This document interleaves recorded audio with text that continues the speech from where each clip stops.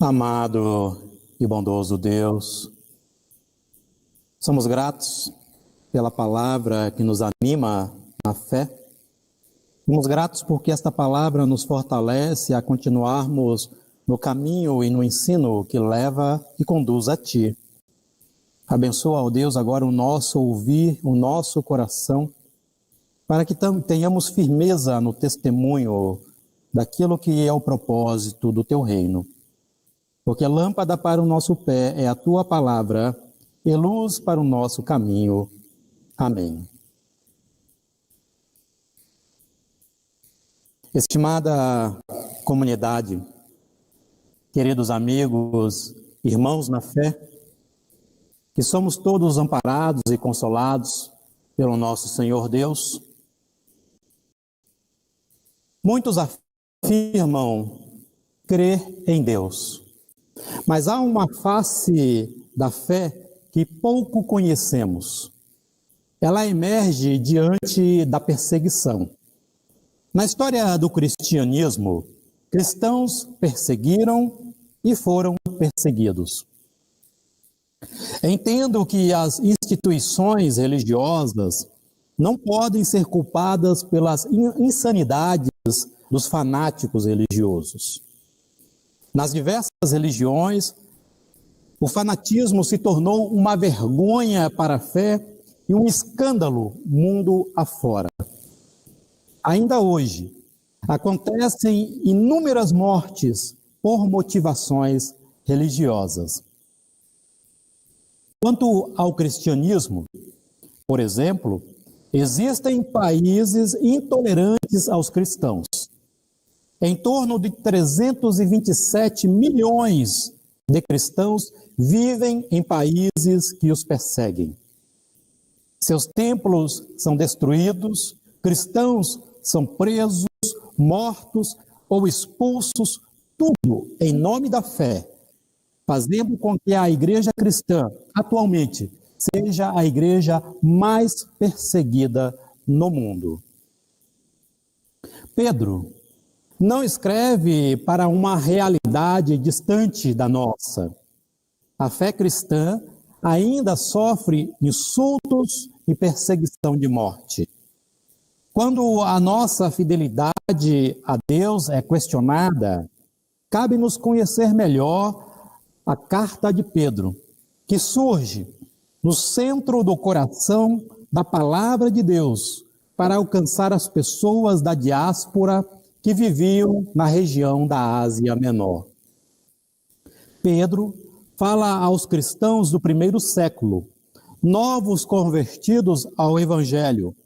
Neste trecho que acabamos de ouvir, fascinante da sua carta, diante da ameaça à fé em Deus, Pedro quer colocar os cristãos sob a proteção da palavra divina. A carta está inflamada de paixão pelo Evangelho. Ela objetiva trazer ânimo e conforto numa trincheira de dor. Pedro pede entrada nas comunidades que sentem as cargas da perseguição e sofrem na pele o maltrato dos que desprezam a Cristo. Paira sobre essas comunidades uma fé insegura, que precisa ser fortificada, para que essas comunidades não venham a perecer frente às injúrias, calúnias e sofrimentos. Cabe a esses cristãos conhecer melhor quem foi Jesus Cristo, para se defenderem diante dos seus próprios conterrâneos, que os tratavam com desdém. Percebam que, enquanto tudo exala dor e perseguição naquele ambiente, Pedro inicia com palavras de ânimo. Ele insere sutilmente palavras proclamadas pelo profeta Isaías 8, 12 e 13, que também falava ao povo enquanto se aproximava deles dias temíveis de invasão estrangeira. Assim, diz o profeta: não temais o que ele teme, nem tomeis isso por temível. Ao Senhor dos Exércitos, a ele santificai. Seja ele o vosso temor, seja ele o vosso espanto. Numa história de perseguição, Pedro alerta para que não se perca a razão diante do que ameaça, pois o medo tende a nos levar a decisões precipitadas e inconsequentes. Revidar, agir com cólera, não é o testemunho que Cristo espera daqueles que o querem seguir. E enquanto o mundo, à volta dos cristãos, se despedaça e aos poucos vai se ancorando num ambiente de hostilidade e sofrimento, Pedro fala de zelo pela bondade e pelo bem. Quando a maldade do outro deita na soleira da sua porta, receba-o com amor, com o bem e com bondade, diz assim Pedro. Você pode até dizer: tenho dificuldade de aceitar essa passividade petrina. Convenhamos, tratar o mal com o bem não convém numa sociedade em que aprendemos que toda agressão se trata com outra agressão. Podemos afirmar que esse discurso de Pedro não se ajusta. Destemperados, revidamos as agressões. Somos ensinados a reagir, a não guardar ofensas conosco. É difícil pintar um quadro de beleza em um cenário desconcertante e agressivo.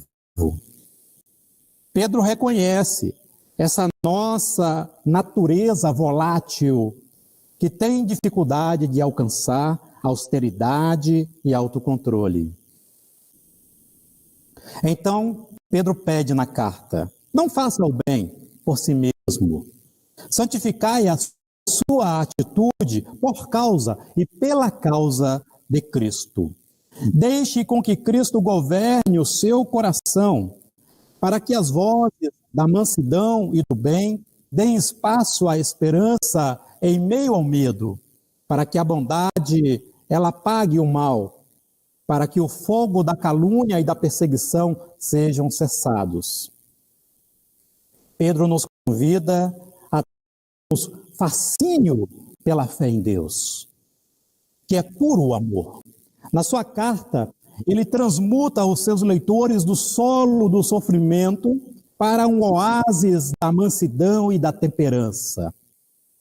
Sua intenção é apontar para o Cristo que traz paz interior diante de uma batalha exterior. Mas ele também nos ensina que aquilo que ameaça o cristão e se torna oposição para o cristão, torna-se ameaça e oposição para Deus. Deus não deixará por impune os que atentam contra os seus. O socorro de Deus age no solo do sofrimento e das injustiças daqueles que são perseguidos por insistirem na causa do reino.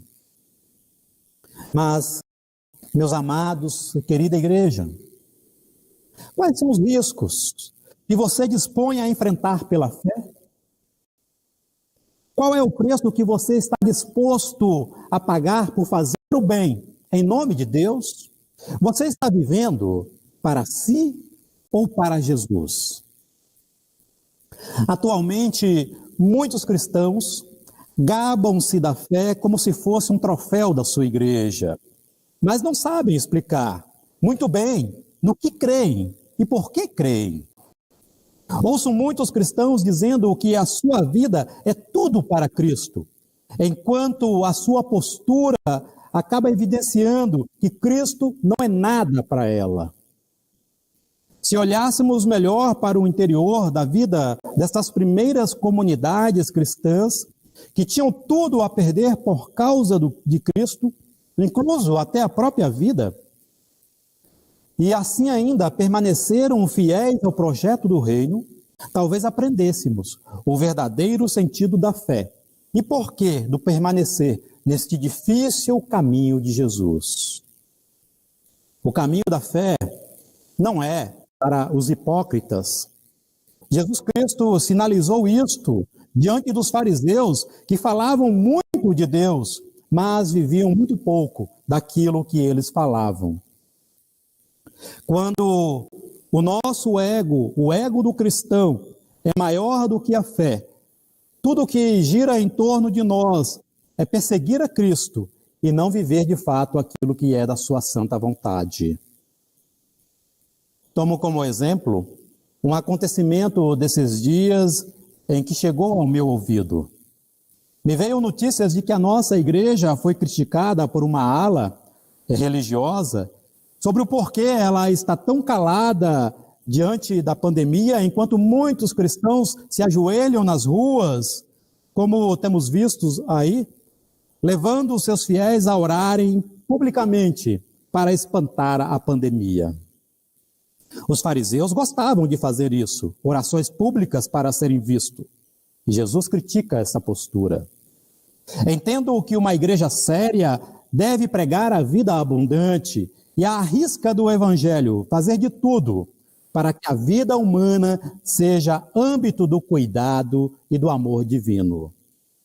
Será que gritar com os megafones publicamente ou colocar sobre nós os holofotes artificiais desse mundo, sob um comportamento questionável e imprudente, não seja uma postura de alguém que fale por Deus, iluminado pela luz divina? Querer se aparecer não é, e nem pode ser postura de uma igreja que se identifica com Cristo. Não seria nada evangélico, e nem pela causa do amor, que alguma igreja se sujeitaria a colocar em risco a vida das pessoas, quando tudo o que se pede é isolamento social para que vidas sejam preservadas. Quando ouvimos a palavra da carta de Pedro, o peso do que ele diz se torna muito mais desconcertante ao vermos que dentre os próprios cristãos existem pessoas que atentam contra a vida.